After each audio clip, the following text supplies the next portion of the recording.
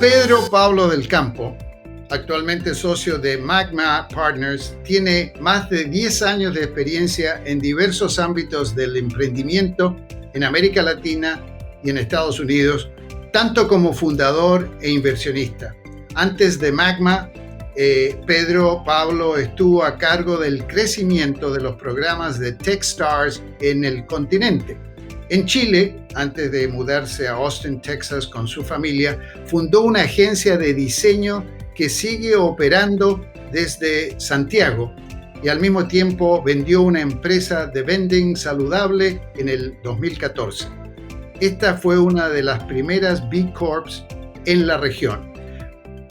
Pedro Pablo fue el primer empleado de la primera empresa Not for Profit, una empresa sin fines de lucro en Chile, y también fue el fundador de Ciudad Emergente, una fundación basada en Chile que sirve de laboratorio de experimentación para hacer las ciudades más exclusivas aún.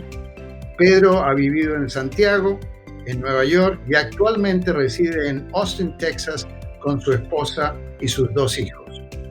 Es un placer dejar con ustedes aquí y ahora a Pedro Pablo del Campo y al presidente y fundador de PAG Law, Juan Pablo Capello. PAG Law es una empresa experta en Venture Capital y son los auspiciadores exclusivos de Aquí y Ahora, un podcast que se distribuye a lo largo y ancho del hemisferio. Dejamos con ustedes a Pedro Pablo del Campo y Juan Pablo Capello. Pedro Pablo, gracias por acompañarnos. Gracias a ti, Juan Pablo. Un gusto volver a verte. Sí, en vivo e en directo. Oye, me parece que nos conocimos por primera vez cuando tú estabas manejando Techstars por América Latina. Y si mal no recuerdo, te estás dando una vuelta por Miami a ver si encontrábamos la vuelta de cómo lanzar Techstars en Miami siendo como el de facto capital de América Latina. Ahora tú te encuentras en Austin, que me parece fascinante porque ha habido tanta migración en los últimos meses de gente del mundo tech de California, de San Francisco y Los Ángeles, hacia Austin. O sea, hablemos un poco en qué está el ecosistema tech o la industria tech en Austin, y si te acuerdas cómo eran las cosas en Miami, de repente puedes comparar un poco estos dos polos de emprendimiento de segundo nivel en los Estados Unidos en comparación a Silicon Valley. Sí, para no abrir sentimiento, yo no diría segundo nivel, diría Tier 1A. ¡Ah, eso! Tier 1B. Así me gusta, up and coming. Sí, pero a ver, sí, efectivamente nos conocimos en Miami con The Lab, ¿no? Sí, The Lab Ventures, seguimos ahí. Y con Tigre, con Marco, muy buena onda, en verdad. Nos abrieron las puertas. Y creo que Miami creo que está viviendo lo que quizás Austin vivió hace unos años.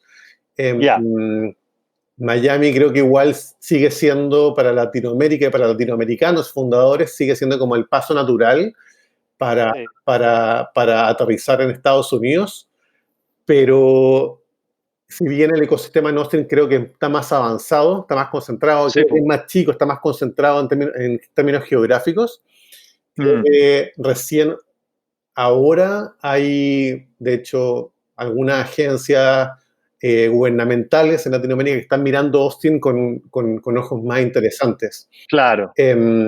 Creo que tienen bastantes similitudes por la cercanía. Bueno, Austin está muy cerca de México. Miami tiene ese como puente natural para lo que es como Cono Sur, podríamos decir, más Brasil. Claro. ¿No? Sí. Entonces tiene bastantes similitudes. En términos de impuestos, tiene similitudes también.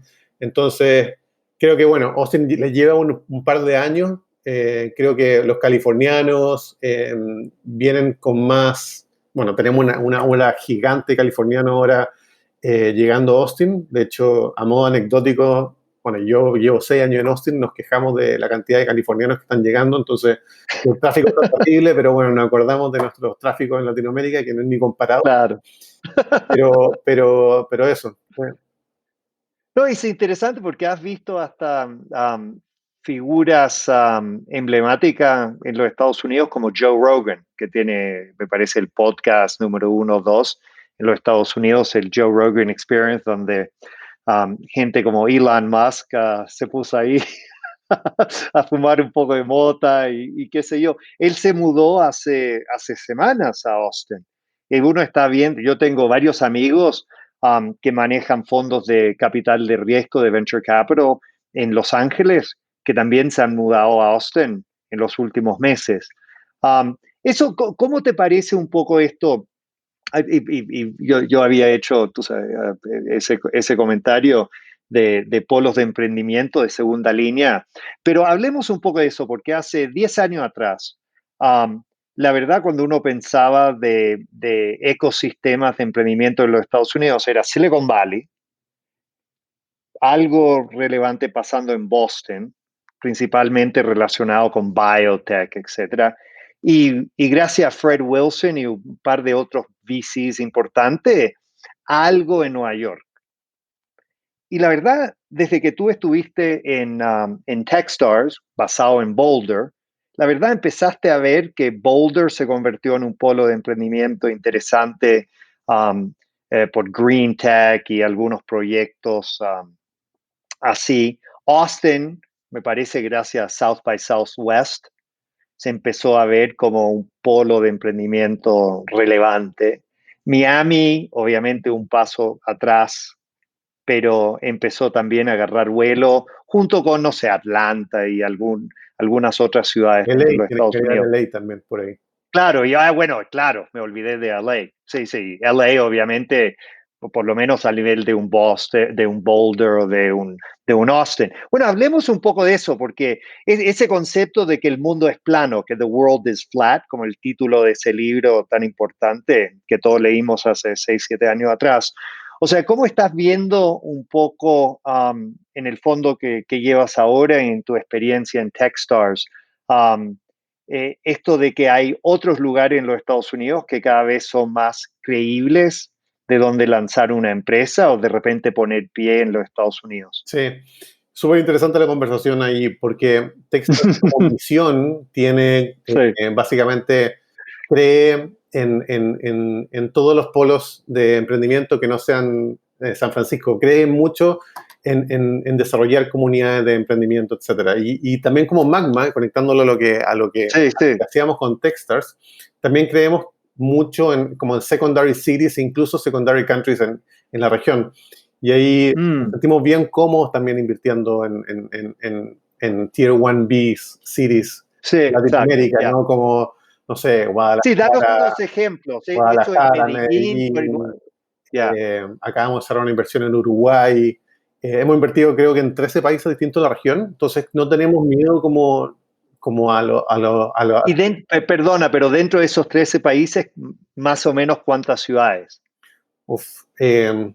Podríamos decir, Pero, creo que 16, 17 ciudades, pensando en que en los principales países, a ver, México y Colombia al menos 2, 3 en México, sí. 3 en Colombia, de hecho, y todo lo demás es uno, porque, bueno, Chile, ¿Y en Santiago, Chile no te has ido a Concepción, a no, Iquique, nada? nada, todavía no, pero felices de ir Puerto en Montt. el fondo, porque creemos bastante como en los underdogs y creo que hay muchas como oportunidades de inversión como en los como emprendedores que no son mirados con los mismos ojos de como el pedigree de HBS, ¿no? Como Claro. IT, o los que están como conectados como high class individuals con el dinero, ¿no? Entonces creemos que ese tipo de emprendedores también tiene una ventaja, que en el fondo son como muy muy luchadores, en el fondo muy de creer en su negocio, de unit economics focus, etcétera, ¿no? Sí. Entonces creemos que hay oportunidad ahí, invertimos en los dos, pero no tenemos miedo de como invertir en los emprendedores que están siendo como infravalorados. Y Techstars tiene eso también, tiene eso como muy lindo de crear como comunidades, programas en distintas ciudades. Entonces veíamos también en ese momento la oportunidad de hacerlo con Miami, no pudimos hacerlo por distintas razones, pero creo que la misión que tienen de democratizar, si podríamos decir, el acceso al emprendimiento, el acceso a capital en distintas ciudades, y trabajar con distintos stakeholders en distintos hubs de emprendimiento, es súper interesante. Y ahí Brad Feld es como el líder y escribió Startup Communities, claro, su segunda edición, que creo que también podría invitarlo al podcast, y es súper interesante. Bueno, tú sabes, él es mi vecino en Aspen. Literalmente vivimos a menos de 1 kilómetro uno al otro. Él desafortunadamente está tomando, bueno, me parece bien, está tomando la cuarentena muy en serio y aparentemente no está saliendo de su casa, pero créeme que en una de estas voy a bajar a la casa de él con un micrófono y como se dice en el escudo de Chile, por la razón o por la fuerza, voy a lograr que se suma al podcast. Bueno, pero pensando un poco en los emprendedores, ¿no? Desafortunadamente, estamos viviendo en Chile un momento social, económico complicado. En la Argentina, desafortunadamente, sigue un poco más de lo mismo. Y yo por lo menos estoy viendo una llegada importante de emprendedores de América Latina hacia los Estados Unidos por temas económicos, políticos y también obviamente por la oportunidad que presenta el mercado norteamericano. 2 preguntas. Uno, bueno, déjame, una pregunta a la vez. Pensando un poco en Austin es una ciudad apta para qué tipo de emprendedor de América Latina. O sea, si un emprendedor llegara tú sabes, te estuviera tomando un café virtual contigo y te dijera, mira, estoy pensando en venir a los Estados Unidos, Silicon Valley, no sé, hipercompetitivo, calidad de vida, costo, no me cuadra. ¿Qué otras alternativas hay? Sí. ¿Cuáles son las ciudades que tendría como en miras y cómo Austin entra en esa ecuación? Creo que Austin y todas las no LA, no SF, no New York, creo que le recomendaría a cualquier emprendedor a elegir cualquiera que no sea de esas. Me encanta. Por costos, creo que por la misma pandemia se han creado muchas más oportunidades de trabajar mucho más remoto, entonces mucho el acceso a talento, etcétera, y algo que nosotros también es como una bandera de lucha, en el fondo también cómo empresas trabajan con talento en Latinoamérica. Entonces, si alguien tiene que venir por X o razón a aterrizar a Estados Unidos, diría Austin, Miami, Atlanta, Seattle, dependiendo de cómo te gustan estos climas, hay para elegir. Claro. Utah incluso está como interesante, si no me equivoco. Claro, sí, muy interesante. Hay distintos hubs súper Chicago también está ahí. Entonces hay hubs bien. Lo que me parece interesante, perdona que te interrumpa, pero la otra cosa o sea, esto desde hace 6, 7 años le vengo diciendo a los emprendedores, mira, hay Silicon Valley claramente para ciertos emprendedores hace sentido, ¿no? Diego de Pachama, por ejemplo, que tiene Chris Sacca como inversionista, que es uno de los top inversionistas del planeta early stage. Pero la verdad, en Silicon Valley el ecosistema es muy grande y muy difícil de penetrar de alguna manera.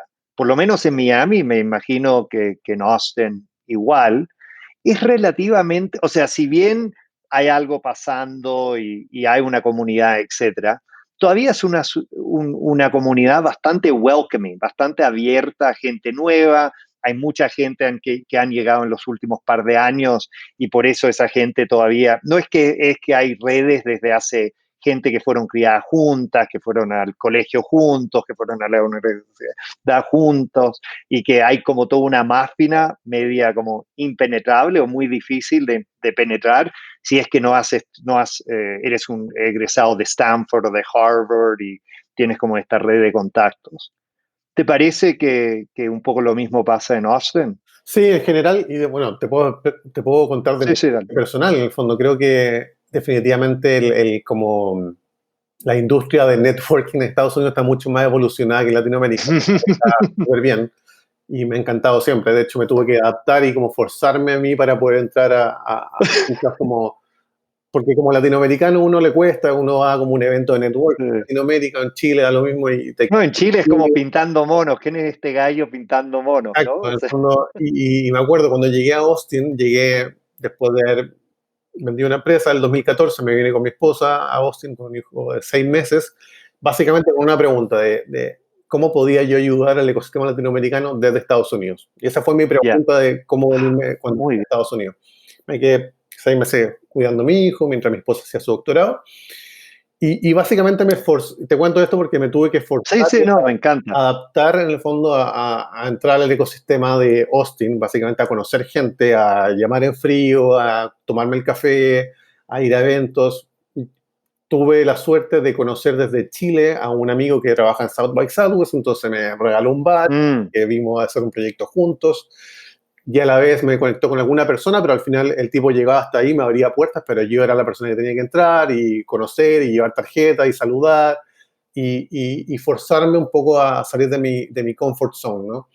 Entonces creo que Estados Unidos está preparado para eso y creo que, bueno, viví en Nueva York y fue muy difícil, y viví en Nueva York en la época saliendo recién de la crisis, el 2009, que era muy mm, difícil entrar y Nueva York tiene por naturaleza es una ciudad bien difícil. claro. Pero Sí. nos encontramos con una ciudad muy como con los brazos abiertos, que la gente, si tú Claro. tienes algo que aportar interesante Mm. o tienes a lo menos una historia interesante que contar, la gente al menos te da media hora. Y así al final entré también a Techstars. Yo no conocía a Ah, nadie de Techstars.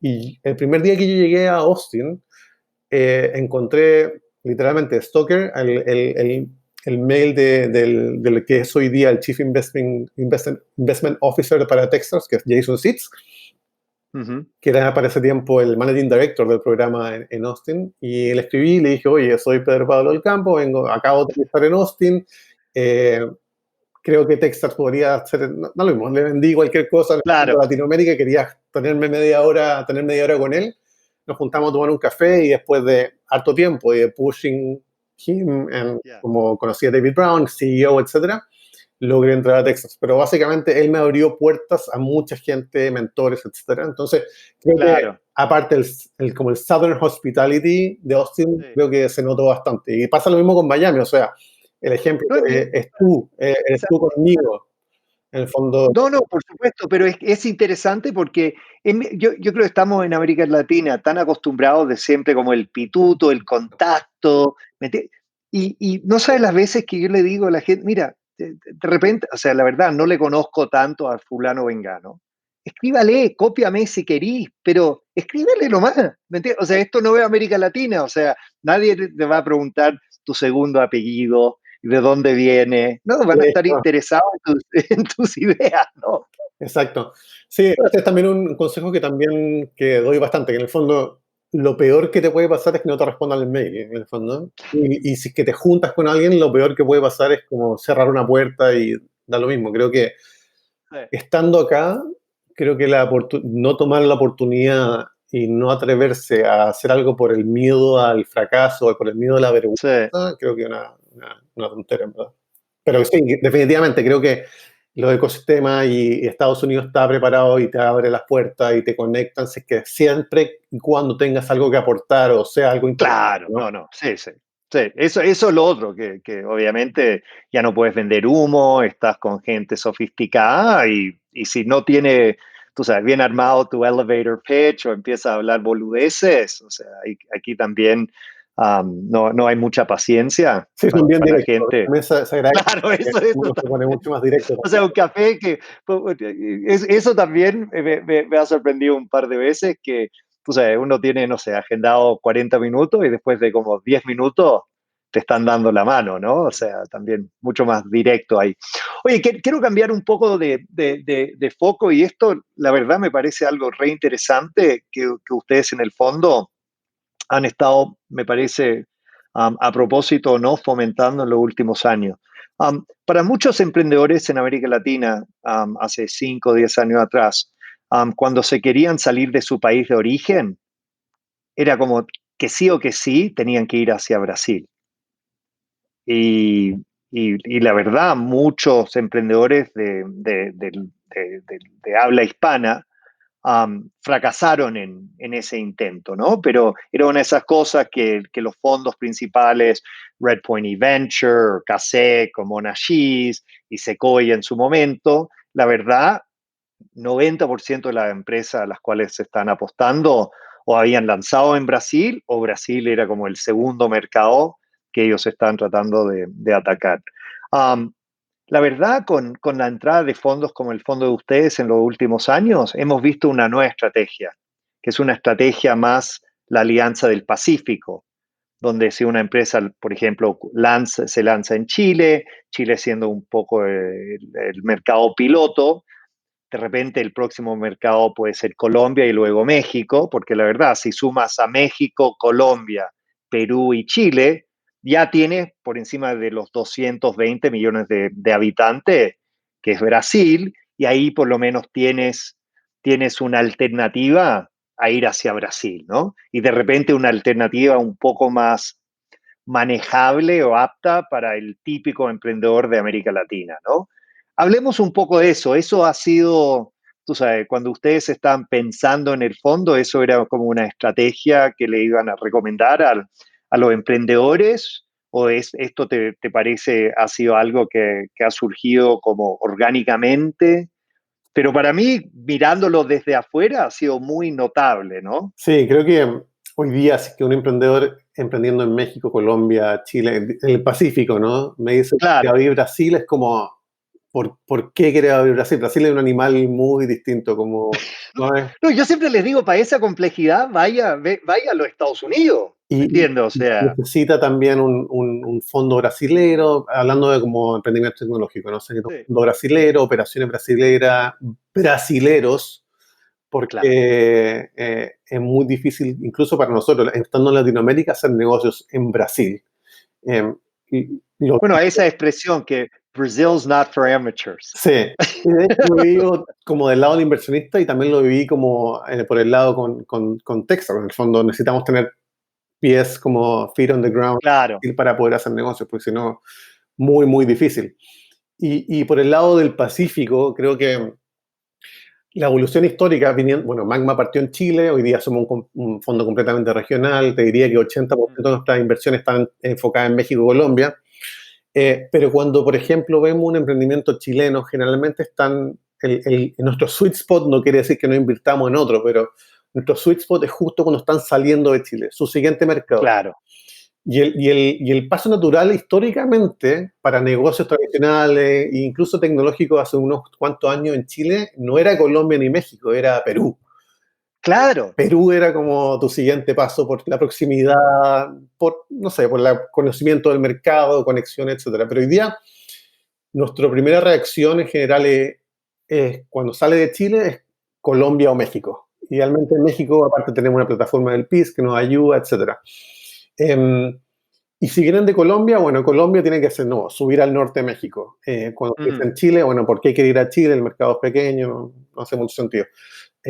Y cuando en México, bueno, los mexicanos pueden entretenerse, tienen el mismo, entre comillas, problema que Brasil, que tiene un muy buen volumen de gente o negocios que pueden como focalizarse en su propio mercado. Sí. Pero históricamente, sí, te diría que más que nada lo que nosotros buscamos son emprendedores que están hoy día a nivel local, pero están pensando en el siguiente paso, a no ser que estén en México y ya puedan consolidar su negocio a nivel local en México. Sí, eso. Y hablando un poco de la evolución de la industria de capital de riesgo de venture capital en México, también mirando hacia 5 años atrás, llamaba la atención de que los dos polos de emprendimiento fuertes eran Brasil y la Argentina. Y la verdad, México, por ser, tú sabes, casi el doble del porte de la Argentina, no era el jugador que uno hubiera esperado. Y Colombia, antes de Rappi y todo, yo creo que nadie esperaba que Colombia iba a surgir como ha surgido en los últimos 3, 4 años. Hablemos un poco de eso, de la evolución del mercado local en México. ¿Por qué tardó en madurar y cómo lo ves esa maduración a lo largo de los últimos par de años? Sí, creo que, o sea, primero México es natural, creo que haya llegado como haya alcanzado, no ha alcanzado Claro. Brasil, pero que haya alcanzado los niveles tan interesantes que tiene hoy día de inversión. Creo que volumen, negocio, ubicación, creo que también geográfica interesante, Sí, parecido con Colombia en el fondo. Hoy día también Colombia tiene eso, que tiene acceso a talento, muy buen talento. Estaba hablando la otra vez también con la agencia como el ProColombia en el fondo, y hablábamos sobre los beneficios de ProColombia, o sea, que tiene Colombia, y hablábamos de posición geográfica, está justo al medio de Latinoamérica, entonces tiene acceso hacia el norte y hacia el sur, muy cercano a Estados Unidos. Y México, bueno, México creo que tiene una evolución natural de lo que debería haber sido siempre un líder dentro de Latinoamérica por volumen, emprendimiento, costo, etcétera. Entonces, creo que, eh, y por contrario, en el fondo Argentina con la inestabilidad que tiene, en el fondo, sí, etcétera, creo que le jugó en contra, pero lo bueno que tiene Argentina también es como la cantidad inmensa de talento que van sacando, impresionante. ¿no? Que en el fondo crecen y crecen y crecen. Entonces creo que si bien Argentina es difícil para invertir, etcétera, creo que el talento igual va a seguir subiendo y va a seguir saliendo. Eh, Claro, Eso creo que el fenómeno ahí entre Argentina, Colombia y México es bien interesante. Chile lamentablemente tiene un mercado pequeño en el fondo, entonces sí. sigue siendo un país relativamente caro en la región. Entonces, sí, esa es como mi evolución un poco de la región.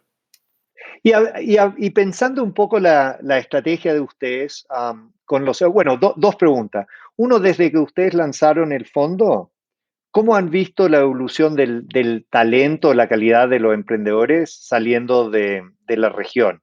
¿Te parece o sea, a mí me consta que si miras la generación de emprendedores que están lanzando sus proyectos hace 10 años en comparación a hace 5 años, o sea, yo creo en parte gracias a los esfuerzos de 500 luchadores, Techstars, varias como de estas aceleradoras, NXTP, etcétera, sin lugar a duda, el nivel subió un montón, ¿no? Sí. Sí, ¿Te parece que esa tendencia ha seguido en alza o ya como los emprendedores de América Latina están más o menos capacitados igual que emprendedores de cualquier otra parte y ya no estás viendo esa no, mejora como lo definitivamente veías antes? veo una mejora bien interesante. Yo creo que lo que ha pasado es que la primera oleada de emprendedores, como los Groupon, Chile, Corner Shop, Claro, que ya pasaron por, o sea, se ve eso que fue como el fruto de muchos otros emprendimientos, se está viendo hoy día el fruto. Hoy día, por ejemplo, recién antes del podcast, estaba hablando con un emprendedor que era su séptimo emprendimiento. Entonces, me es encanta eso. gente que en el fondo ya ha pasado, en el fondo en 2012 no podían decir eso porque no habían emprendido antes o eran emprendedores Claro, tradicionales, etcétera. Entonces creo que la experiencia misma que tienen los emprendedores es mucho más valiosa. De hecho, hoy día no descartamos, pero veo difícil, no por edad, pero en el fondo nos encanta fondear a emprendedores que tienen experiencia o en la industria que están desarrollando su problema o que han vivido el dolor ellos mismos, que entiendan el dolor que están tratando de solucionar, que están tratando mm, como de sanar en el fondo a partir de la propia experiencia. Es muy difícil que alguien, en el fondo, que alguien venga a solucionar un problema masivo si en el fondo recién viene saliendo de la universidad. No digo que sea imposible, pero en el fondo es como, ok, ¿por qué estás solucionando esto? Es como, ¿lo haces porque todo el mundo lo está haciendo o porque en verdad ves un problema y lo viviste tú mismo? Entonces, respondiendo a tu pregunta directamente, creo que la misma experiencia de los emprendedores fallando exitosamente, etcétera, crea mm, un círculo virtuoso en el cual hace que la calidad misma de los emprendedores, aunque haya fallado, sea interesante. De hecho, o sea, en Estados Unidos está bien visto el fallo, en Latinoamérica todavía nos encanta decir que quizás está bien visto, pero todavía quizás no está tan bien visto, está muy castigado ujú. por la banca, etcétera. Pero creo que sin duda experiencia tanto a nivel corporativo como a nivel emprendimiento ha ayudado a mejorar la calidad de fundadores que hay en la región. Entonces sí, definitivamente estoy completamente de acuerdo en que la calidad ha subido bastante. Y dijiste que más o menos el 90% de las inversiones que están haciendo están concentradas en empresas que están operando en México y Colombia, ¿no? 80 más o menos. Y más o menos. 80, ya, Es bueno, da lo igual. que esperamos un poco, lo que nosotros estamos viendo, más que nada. Ya. Y dos preguntas. Uno, de esas plazas, ¿de dónde te parece van a salir, dónde van a venir las salidas? ¿No? Es un tema que me preocupa mucho, ¿no? Porque si bien hemos visto, tú sabes, mucho capital entrando a lo largo del Tecno Latino, donde estuvimos en más o menos $1.000 millones invertidos en el 17, fuimos a $2.000 millones más o menos invertidos en el 18, a $4.000 millones invertidos en el 19. Si uno empieza a mirar la cantidad de salidas que ha habido, o sea, obviamente es una fracción del monto invertido, ¿no? O sea, yo estoy muy enfocado y pensando en de dónde vamos a ver la salida para que fondos como el de ustedes, que han tomado riesgo, han ayudado a estas empresas a escalar y crecer, logran un buen retorno para que puedan levantar su fondo 2, 3 y seguir apoyando las próximas generaciones de las empresas. Creo que sí, definitivamente hay más, como partiendo por el principio, creo que lo bueno es que hay mucho capital entrando a VC, definitivamente. Sí. Las salidas creo que en general podríamos dividirlas en tres. Uno, acqui-hiring. En el fondo veo más actividad de parte de empresas no latinoamericanas o incluso latinoamericanas comprando otra empresa más pequeña en Latinoamérica, acqui-hiring talento. Esa es una. Creo que eso va a estar levantando y la pandemia creo que también va a favorecer a empresas que quieran crecer a este mercado para adquirir talento y operaciones rápidamente. Eso es uno. Después... Pero una pregunta, ¿has visto, o sea, la verdad, yo me acuerdo cuando tocaste el tema de Groupon, cuando Groupon, tú sabes, se fue por la región, esto era cuando había un poco este modelo que está de moda de los copycats, donde uno agarraba un modelo que operaba en los Estados Unidos, en Europa, lo tropicalizabas, y siempre con el concepto de que Uber, por ejemplo, iba a venir hacia América Latina eventualmente y ir comprando los jugadores locales. Sí. Eso la verdad no ha pasado mucho, o sea, me acuerdo, imagínate, te estoy citando el caso de Groupon, que fue un ejemplo muy emblemático, pero hace 12 años atrás. Pero sí, ¿tú has visto una tendencia en acqui-hiring o todavía sigue siendo hay una tendencia, una oportunidad? Hay un interés, Sí. yo te diría que hay bastante más interés, lo vemos. Creo que las adquisiciones son pequeñas, eso sí, no mueven tanto la aguja. Y creo que lo que sí va a pasar y lo que sí está pasando es que, o sea, en el portafolio me consta de que hay empresas mirando otras empresas para cómo crecer a otros países vía acqui-hiring porque te puede acelerar el proceso. Entonces son adquisiciones mucho más chicas, pero eso te da salidas a quizás las empresas que tú tienes en tu portafolio que no van a ser las 10X o 20X o 100X, ¿no? Entonces eso es como para proteger un poco y darle equilibrio a tu portafolio. Esa es una. Después están algo que definitivamente estamos viendo y hemos hecho nosotros, entonces podemos hablar con conocimiento de causa, son como secondaries, que creo que le hace muy bien al ecosistema, porque vuelve a inyectar capital tanto fundadores o como inversionistas ángeles, y ese capital vuelve a reinvertirse en el mismo ecosistema.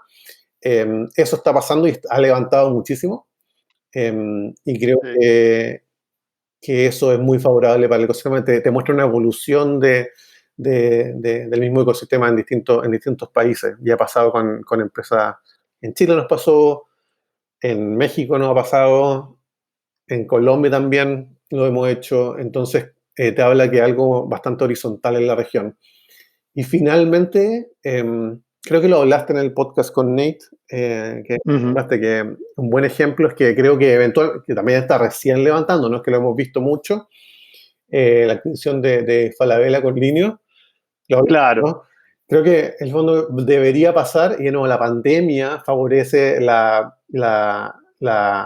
como la transformación digital, o sea, ni siquiera favorece, obliga al corporativo Liga, claro. a transformarse digitalmente, valga la redundancia. Entonces, creo que a partir de esto van a haber equipos de M&A en las mismas corporativas mucho más enfocados en negocios digitales.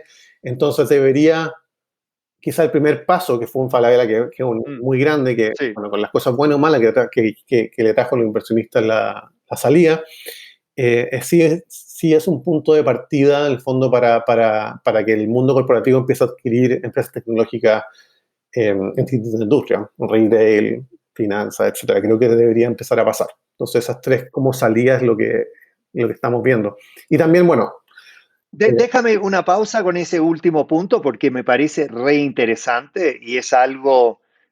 o sea, la verdad, me acuerdo cuando nos conocimos y tú estabas en Techstars, un poco el modelo, si mal no recuerdo en aquel entonces, era que, por ejemplo, en Miami íbamos a encontrar 2 o 3 o 4 estratégicos, por ejemplo, uno en logística, otro en, da igual, el sector inmobiliario, etcétera, otro en finanza, y de que ellos de alguna manera iban a subvencionar el programa de Techstars, justamente por esta necesidad de la transformación digital. Siempre me llama la atención que los corporativos, como se olvidan del caso de Blockbuster, que Blockbuster debería haber sido Netflix y en un momento Blockbuster muere y Netflix sigue, a tal punto que tú sabes como 40% de la gente en los Estados Unidos piensa que que Netflix es una transformación de Blockbuster.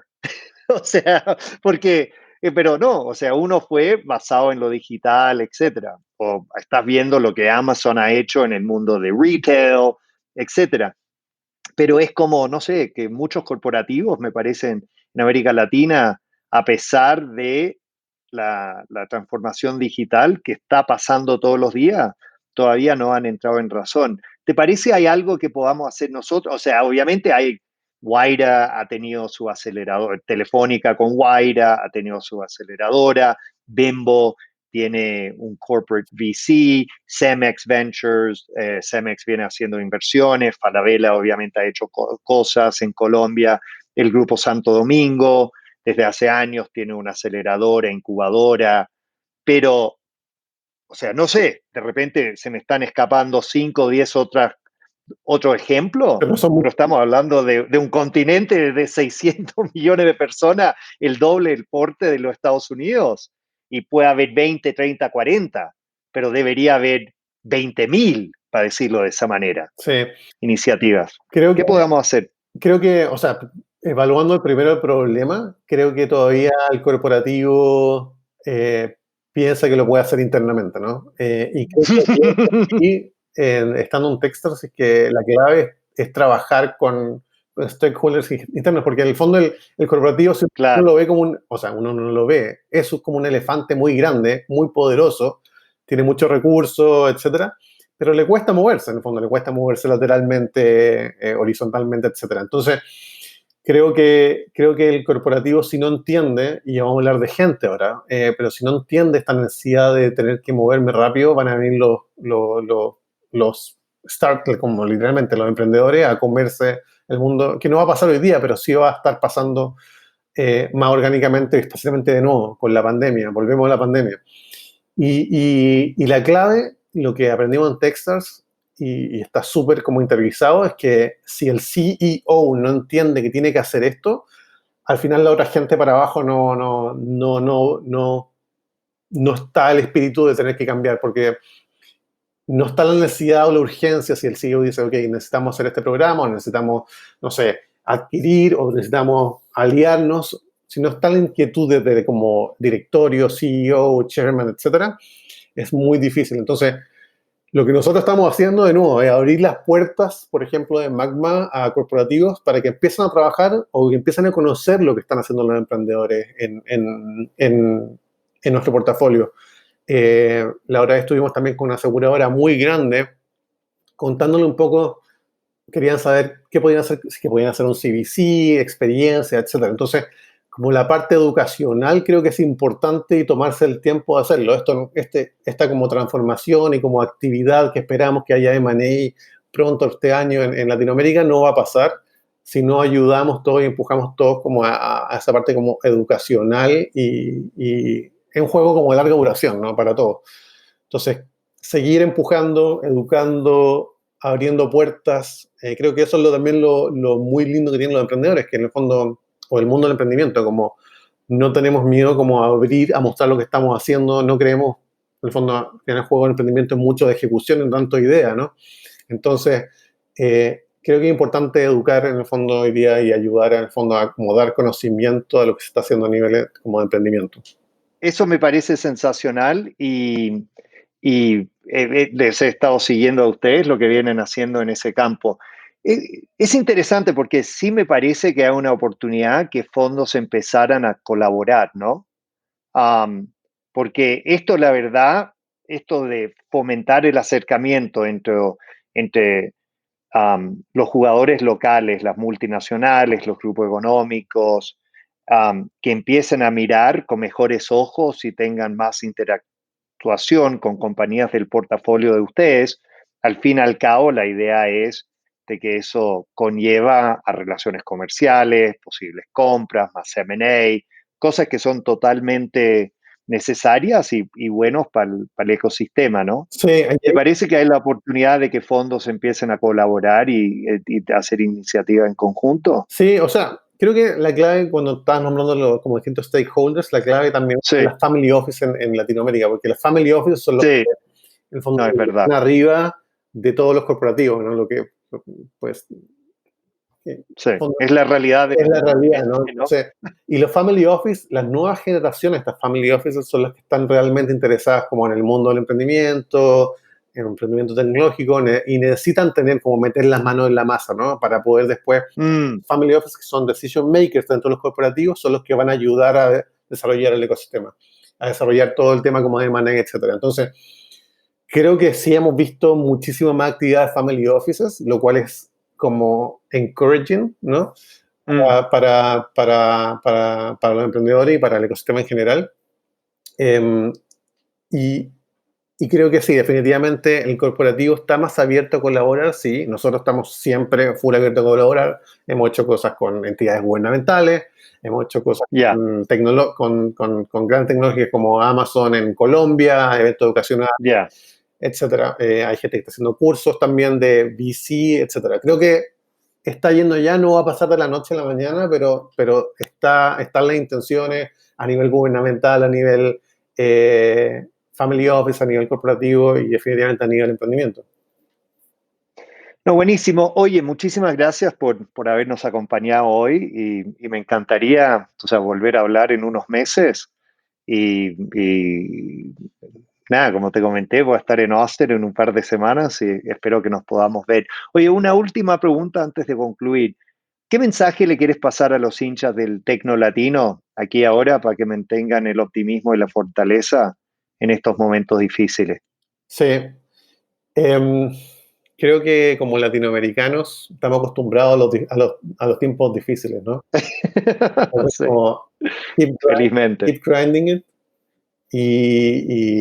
y a seguir trabajando en el fondo. Lo único que nos queda es como enfocar en lo que estamos haciendo. Esto es un problema más de lo que estamos viviendo y eso, como puerta abierta, Magma siempre puerta abierta, siempre atendiendo a emprendedores. Me encanta. Email pedro@magmapartners.com, como por favor, como cualquier persona no tenga duda de contactarnos. Formulario 24/7 también. No, y por favor, dale un pequeño plug a la Tamlist, porque me parece es el medio, o sea, más valioso para los que realmente les interesa el tecno latino, ¿no? Como terminar solamente antes de la Tamlist, Sí, dale. como decir, como no tengan miedo de pedir ayuda, como nombré al principio del podcast, como perderle el miedo, la vergüenza a escribir. Creo que es muy bueno eso. Y después la Tamlist, claro, la Tamlist es importante. Creamos la Tamlist como para darle visibilidad a todos los deals que tenían visibilidad en Estados Unidos, ¿no? Entonces creo que queremos transformar a la Tamlist y ya lo está haciendo, en el fondo, en un amplificador de lo que está pasando en el ecosistema en Latinoamérica. Entonces creo que si es que hay noticias que no alcanzamos a cubrir, etcétera, también como por favor, como dennos como el espacio, invítennos a ver lo que está pasando en sus comunidades, en su emprendimiento. Creo que, de nuevo, estamos, si bien tenemos el fondo, estamos también para amplificar las voces como de los no escuchados, ¿no? Entonces, creo que estamos cumpliendo un rol social, comunidad y también como fondo importante. Ha sido un gusto colaborar contigo a lo largo de los últimos 6-7 años, amigo mío, y contando los días para poder seguir escribiendo historias juntos. Igualmente. Un abrazo. Listo, amigo. Un abrazo enorme. Seguimos. Este fue otro programa de Aquí y Ahora, auspiciado por PAG Law, especialista en Venture Capital. Hasta pronto.